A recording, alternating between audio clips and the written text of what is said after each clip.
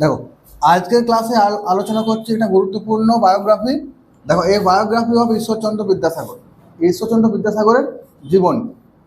দেখো, প্রথম যে লাইন দুটো লিখেছি, এই প্রথম দুটো লাইন প্রত্যেকটা বায়োগ্রাফিতে একই রকম। প্রত্যেকটা বায়োগ্রাফিতেই এই প্রথম দুটো লাইন লিখবে। Our mother India has produced many great sons and daughters. আমাদের ভারত মাতা অনেক মহান সন্তান এবং কন্যার জন্ম দিয়েছেন। Ishwarchandra Bandyopadhyay is one of them. Ishwarchandra Bandyopadhyay হচ্ছে তাদের মধ্যে একজন। তাই যদি অন্য কারো বায়োগ্রাফি পড়ে, তখন কী করবে, এই নামটা চেঞ্জ করে দেবে। ধরো রবীন্দ্রনাথ ট্যাগর পড়েছে, কী লিখবে? Rabindranath Tagore is one of them. ঠিক আছে, রবীন্দ্রনাথ ঠাকুর হচ্ছেন তাদের মধ্যে একজন। সেরকম এখানে ঈশ্বরচন্দ্র বন্দ্যোপাধ্যায় হচ্ছেন তাদের মধ্যে একজন। He was a great social reformer and educationist. এইখানটা চেঞ্জ করবে, ঠিক আছে? He was a great social reformer. যদি ধরো রবীন্দ্রনাথ ট্যাগর লেখো, সেক্ষেত্রে কী লিখবে? He was a great poet and educationist, এটা লিখতে পারো। হি ওয়াজ এ গ্রেট পোয়েট, এটা লিখলে তাহলে যিনি যে কাজটা করেছেন সেটা লিখতে হবে। যদি স্বামী বিবেকানন্দ লেখো, হি ওয়াজ এ গ্রেট মন, বা স্বামী বিবেকানন্দ সোশ্যাল রিফর্মার ছিল, he was a great social reformer and monk, এরকম লিখতে পারো। এই আন্ডারলাইন করে জায়গাগুলো চেঞ্জ করে করে যাবে। হি ওয়াজ বর্ন অন 26 সেপ্টেম্বর। দেখো, বিদ্যাসাগর জন্মেছিল 26 সেপ্টেম্বর। সালটা কত ছিল? 1820। ঠিক আছে, তাহলে এখানে যদি ধরো বিদ্যাসাগর জায়গায় রবীন্দ্রনাথ ঠাকুর পড়তো, তো রবীন্দ্রনাথ ঠাকুরের জন্মসালটা দিতে, জন্ম তারিখটা দিতে। অ্যাড দিয়ে ছোটো জায়গা, এটা তো গ্রামে জন্মবে, তাহলে অ্যাড বীরসিংহ। ঠিক আছে, যদি রবীন্দ্রনাথ ঠাকুর হতো কী লিখতে? অ্যাড জোড়াসাঁকো। সেরকম at Birsingha village of Medinipur district in Bengal. আমাদের পশ্চিমবাংলার মেদিনীপুর জেলার বীরসিংহ গ্রামে তিনি জন্মেছিলেন। তাহলে এই জায়গাগুলো চেঞ্জ করতে হবে, ডিস্ট্রিক্টটা চেঞ্জ হবে। যদি বেঙ্গল না হয় অন্য কোনো জায়গা হয়, সেটা চেঞ্জ হবে। তাহলে অন্য বায়োগ্রাফির ক্ষেত্রে এই দাগ দিয়ে জায়গাগুলো চেঞ্জ করতে হবে। এই একটা বায়োগ্রাফি থেকে তোমরা হাজার হাজার বায়োগ্রাফি লিখতে পারবে। His father's name was Thakurdas Bandyopadhyay. তার বাবার নাম ছিল ঠাকুরদাস বন্দ্যোপাধ্যায়। তাহলে এবারে ধরো বিদ্যাসাগরের বাবার নাম ঠাকুরদাস বন্দ্যোপাধ্যায়। যদি রবীন্দ্রনাথ ঠাকুরের পড়ে, রবীন্দ্রনাথ ঠাকুর বাবার নাম লিখবে, পয়েন্টে দেওয়া থাকবে। হিজ মাদার নেম ওয়াজ ভগবতী দেবী। এখানে রবীন্দ্রনাথ ঠাকুরের মায়ের নাম লিখবে। নেতাজি সুভাষচন্দ্র বোস বলে নেতাজি সুভাষচন্দ্র বোসের মায়ের নাম লিখবে, বাবার নাম লিখবে। He started his early education at village পাঠশালা। তিনি তার প্রাথমিক শিক্ষাটা গ্রামের পাঠশালাতে নিয়েছিলেন। বেশিরভাগ লোকেই গ্রামের পাঠশালাতে পড়াশোনা শুরু করবে, তাহলে এইটাও কিন্তু সবাইকার ক্ষেত্রে চলবে। ঠিক আছে, দেন হি ওয়েন্ট টু কলকাতা। তারপর কলকাতা গিয়েছিলেন। এবার যে যেখানে পড়তে যাচ্ছে সে সেখানটা লিখবে। হি গ্র্যাজুয়েটেড ফ্রম সংস্কৃত কলেজ। যার নিয়ে লিখবে তার কলেজটার নাম লিখবে অফ কলকাতা। তো বিদ্যাসাগর কলকাতা সংস্কৃত কলেজে পড়েছিলেন। ঠিক আছে, তারপর দেখো, Vidyasagar work as a school inspector. যে যে কাজটা করেছে লিখবে he work as a school inspector. যদি রবীন্দ্রনাথ ঠাকুর লেখা, তাহলে কী লিখবে? He work as a poet, তিনি যিনি কবি হিসাবে কাজ করেছিলেন, বা যে যেটা কাজটা করছে। ঠিক আছে, নেতাজি সুভাষচন্দ্র বসু কী লিখবে? He was a great leader, নেতা হিসেবে কাজ করেছে। Letter he become the principal of Sanskrit college. পরবর্তীকালে তিনি সংস্কৃত কলেজের প্রিন্সিপাল হয়েছিলেন। এই জায়গাটা চেঞ্জ হবে। ঠিক আছে, যে যেটা হয়েছিল সে সেটা লিখবে, বড় কিনা। He took a great role in women education. মহিলাদের শিক্ষায় তিনি একটু মহান ভূমিকা নিয়েছিলেন। বেশিরভাগ বিখ্যাত লোকেই মহিলাদের শিক্ষার জন্য কিছু না কিছু ভূমিকা নিয়েছে। তো এটাও কিন্তু সবার ক্ষেত্রে লেখা চলবে। ঠিক আছে, Vidyasagar is a kind hearted person. এটা বিদ্যাসাগর ক্ষেত্রে প্রযোজ্য। বিদ্যাসাগর খুব দয়ালু মনের লোক ছিল। ঠিক আছে, হি wrote many books on various subject. এটা প্রত্যেকটা মহান ব্যক্তি কিছু না কিছু বই লিখেছে, তো এই লাইনটাও সবার ক্ষেত্রে চলবে। হি wrote many books on various subject.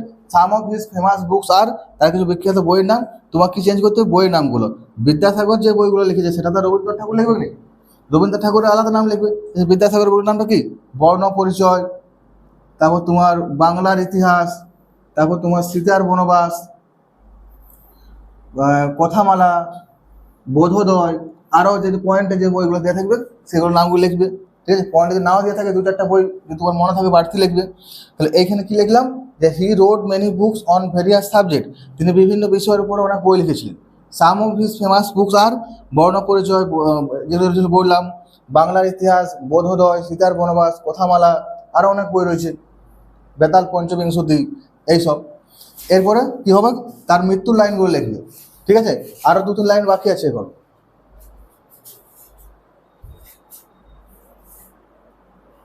দেখো, শেষে এটা লিখবে। তারপরে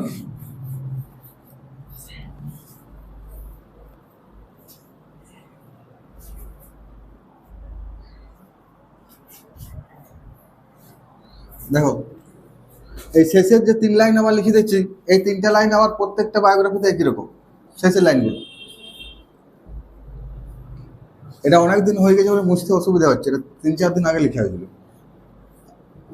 ওই জন্য তোকে উঠতে খুঁজছে না।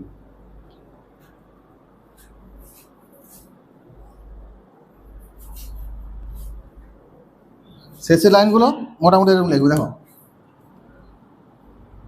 দিস এমিনেন্ট পার্সন, এই বিখ্যাত ব্যক্তিটি মারা গিয়েছিলেন, পাস্ট অ্যাওয়ে, এটা ফেজাল ভার্ব, পাস্ট অ্যাওয়ে মানে হচ্ছে ডায়েড, যদি কারো পাস্ট অ্যাওয়ে মনে না থাকে সে ডায়েড লিখবে, ঠিক আছে। This eminent person passed away, ঠিক আছে, অন 29শে জুলাই, তারিখটা লিখবে অন 29শে জুলাই, তাহলে তারিখের আগে কী বসাবে, তারিখের আগে অন বসাবে, আর সালের আগে কী বসাবে, ইন বসাবে, ইন 1891, ঠিক আছে। প্রত্যেকটা যার নিয়ে পড়ুক, যে ব্যক্তিটা নিয়ে পড়ুক, কি করবে তুমি, এই this eminent person passed away লিখলে এই তারিখটা চেঞ্জ করবে আর সালটা চেঞ্জ করবে, ঠিক আছে। আর দেখো লাস্টের এই দুটো লাইন, এটা ভালো করে মুখস্থ করবে। দো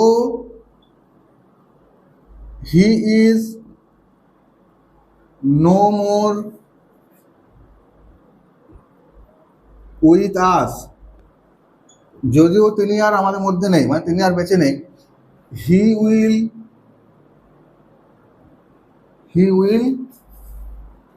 লিভ ফরএভার